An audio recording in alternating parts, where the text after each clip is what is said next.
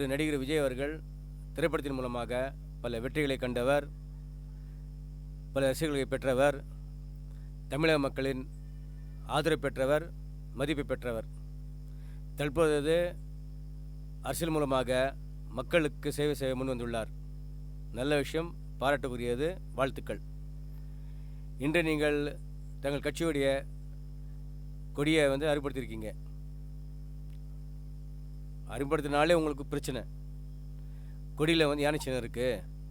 அந்த யானை சின்னம் பகுஜன் சமாஜ் ஆகிய எங்களை தவிர சிக்கிம்,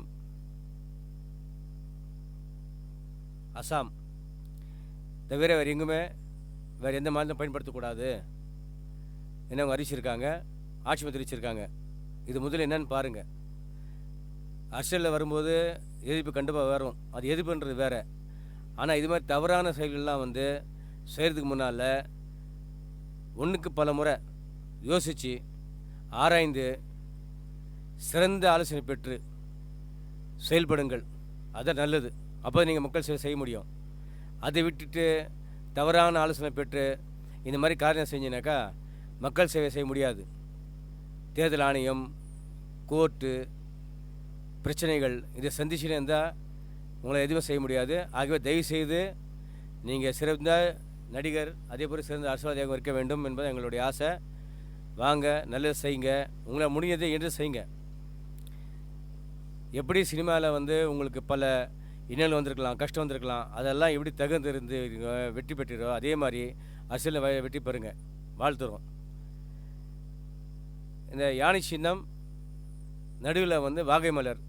இந்த வாகை மலர் வெற்றி வாய்க்க சொல்கிறவங்களுக்கு உண்டான மலர் அது போரில் வெற்றி பெற்றவங்களும் பந்தயத்தில் வெற்றி பெற்றவங்களும் வாகை மலரில் மாலை சூடி அணிவாங்க.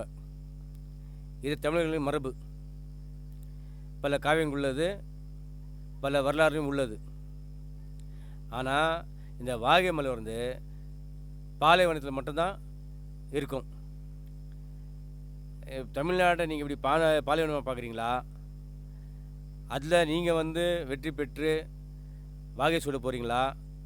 இந்த யானைகள்ன்றது ஆசீர்வாதம். நீங்கள் யானைன்றது மக்களை பார்க்குறீங்களா, மக்களுடைய ஆசீர்வாதம் பார்க்குறீங்களா? என்னென்ன விஷயம் தெரியாது. எதுவாக இருந்தாலும் தயவுசெய்து பல முறை பல பேரின் நல்லவர்களின் அறிஞர்களின் ஆலோசனை பெற்று ஒரு செயலும் அரசியல் செய்யும்போது பல முறை யோசித்து செய்யுங்க, வெற்றி பெறுங்க. தமிழக மக்களுக்கும் தமிழ்நாட்டுக்கும் தங்களை இயன்றதை செய்யுங்க. வாழ்த்துக்கள்.